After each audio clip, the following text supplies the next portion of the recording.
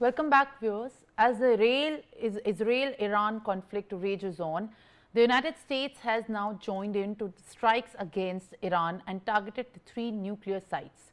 US President Donald Trump has confirmed the strikes on Iran's Fordo, Natanz and Isfahan nuclear sites. Now, in fact, I have a very special guest joining me on the telecast.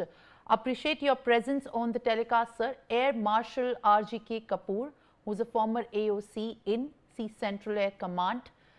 Thank you, sir, for being with us on the telecast. We are tracking these developments and these escalations emerging from the Middle East since morning. And right now, to put this in perspective, my first question to you would be, in fact, as we start speaking on the entire discourse that we are witnessing after United States President Donald Trump has made the big statement, what is your initial reaction to the strikes on Iran's bases? I think, on LinkedIn, I had said about 2 days back that give it a week and we will see. Because if you see, the buildup has been taking place. It is not that the buildup has not taken, it's a sudden event.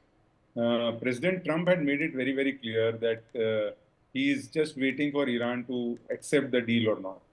And the latest was that there was huge movement of US Air Force and other US military tankers into Europe, and F-22s and F-35s had moved in. B-2 were in Whitman, Missouri, which is their home base, and it is known that if they could target Afghanistan from US, they could target Iran from US. So that's not I think that's a given, and it was just a question of time. Israel had actually softened everything for the US to give the final blow.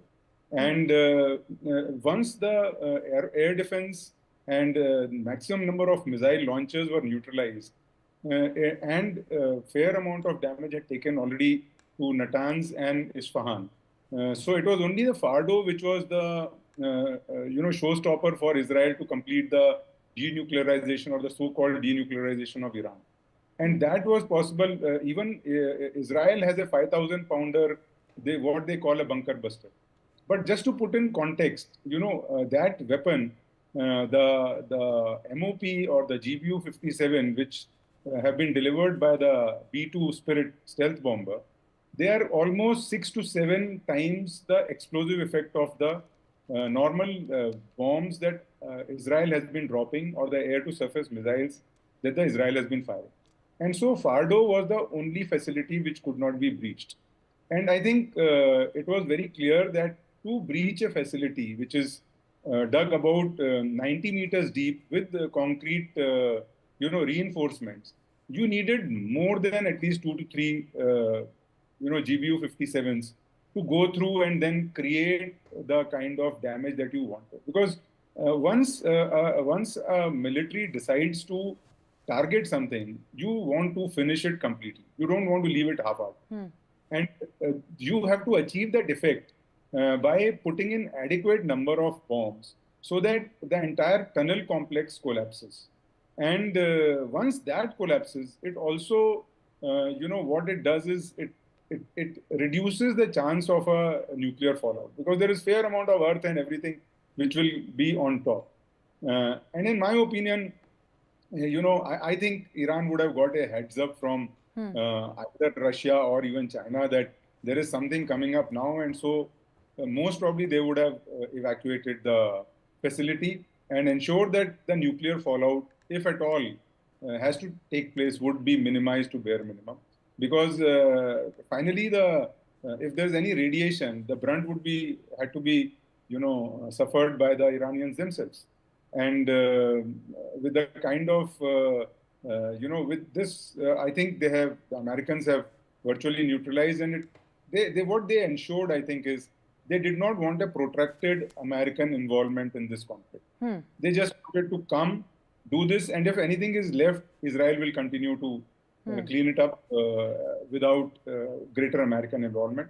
And very interestingly, another fact is that, all these aircraft which Americans send have gone to Al Udeid base in Qatar. So Israel would think 10 times if they have to target Qatar. They have purposely not sent it to UAE or Saudi Arabia, whereas they have bases there also. All And right. so Air this Marshal, is, while I understand, in fact, the reason how you are putting the context here behind these escalations, because you mentioned the bunker beds, I would request you to kindly also explain us and understand how these bunker bomb works and what damage would the GBU-57 bunker bomb had done to these nuclear sites.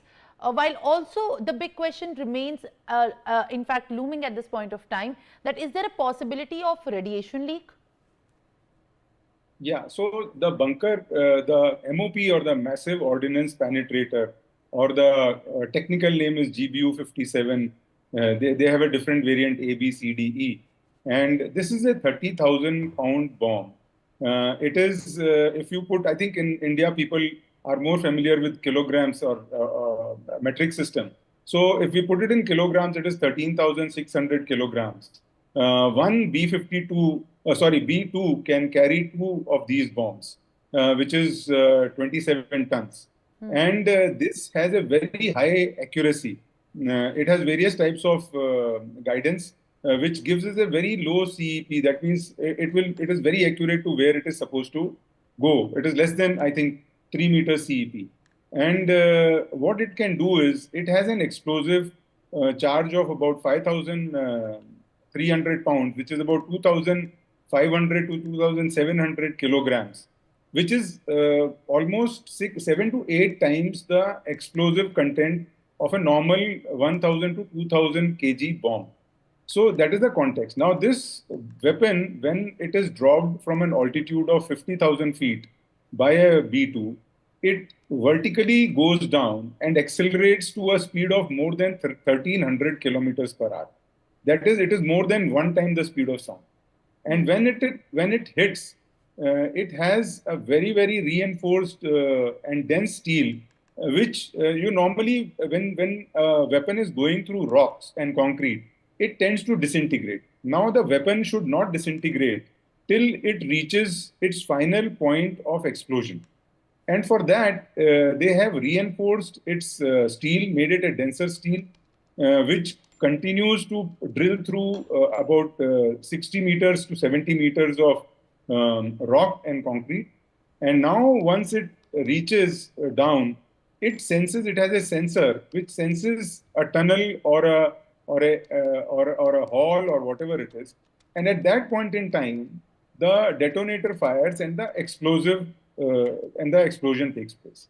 And so this can also be adjusted by giving a time delay to the fuse.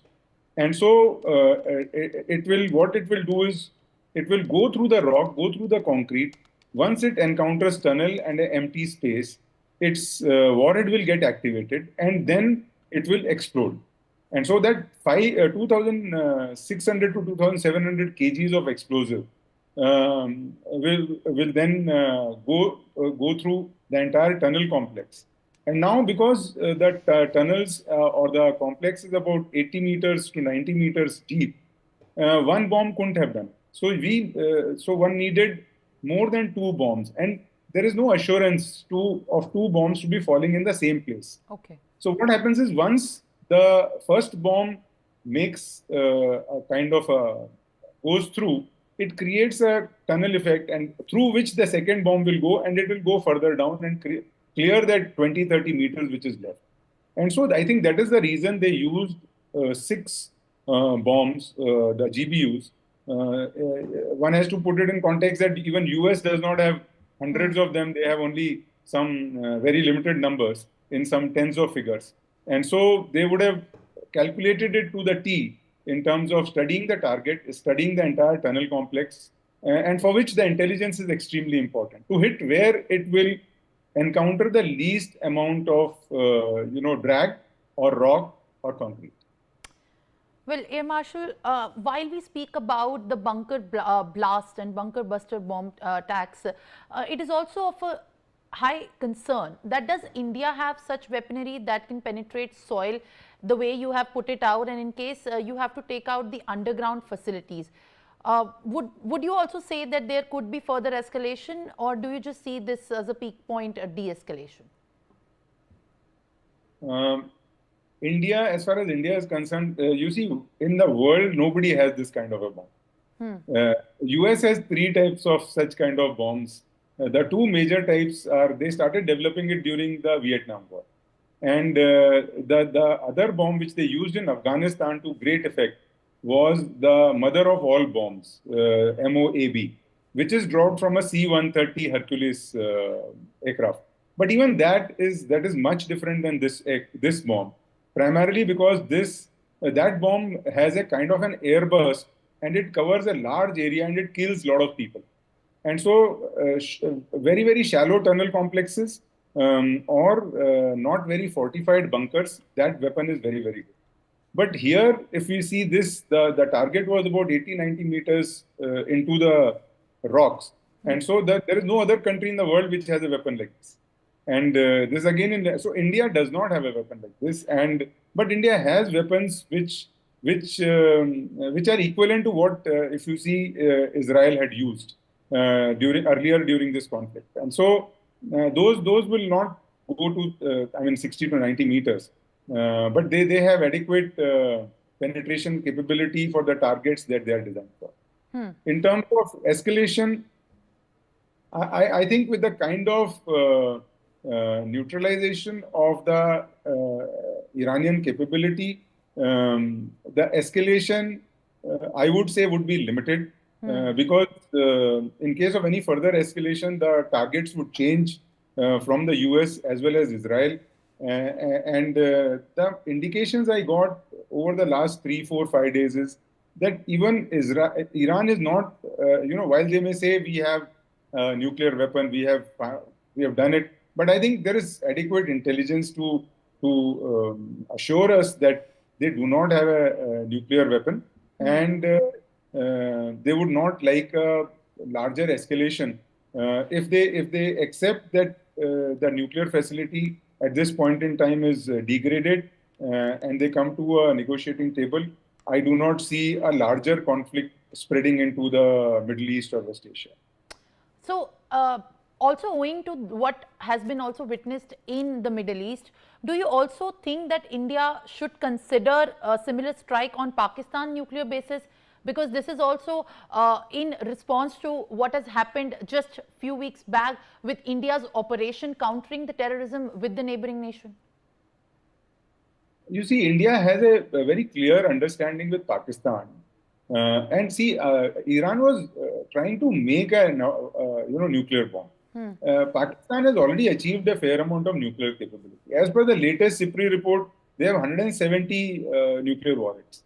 So comparing Iran with Pakistan, I think, is not a good idea. And most importantly, there is a treaty between the two nations to not strike each other's nuclear facilities, which are declared nuclear facilities. Whereas there would be, I'm very sure Pakistan is not has such kind of integrity or tradition to likelihood to give where they are storing their weapons. So that I'm sure intelligence would be available where their weapons are. But that escalation I do not see as a required in our context at this point in time. And while we see these developments unfolding, there is also a lot of suspense how things from this point of time move ahead. And the world is fixated towards also how Iran is going to, look forward and retaliate further. But in your opinion, sir, how do you think with Iran's response coming to the point next, what Iran should be doing next to deal with this kind of a discourse that has created a lot of friction as well within the Middle East? You see, Iranian military leadership has been virtually wiped out. Its nuclear scientist leadership or the top scientists have been eliminated. So what is it left with? Its majority of its air defense is gone. Lot of its launchers, almost 50 to 60% are gone. More than 1,000 of its drones are gone. And so its entire air force is eliminated. So what kind of choices does a nation have at this point in time? That is most important. A nation's choice depends on its military capability. and diplomatic capability. Diplomatic capability is something which will work, which must be working behind the curtains and the doors, and military capability is quite evident. So I do not see Iranian military capability to actually hurt very much, because the way methodically Israel has gone about, and even now with these strikes, if there is any escalation from Iranian side, it will lead to a even heavier weapons coming down. And in that case, even B-2s don't have to be used. They will use B-52s and B-1B bombers, which have adequate capability to, neutralize whatever is left of Iran.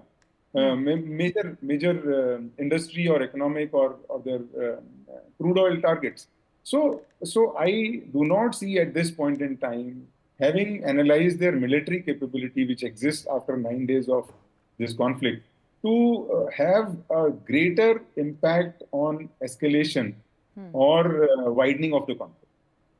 All right. Air Marshal R.G.K. Kapoor, thank you very much, sir, for putting this in complete perspective. And as we look at these developments, also helping us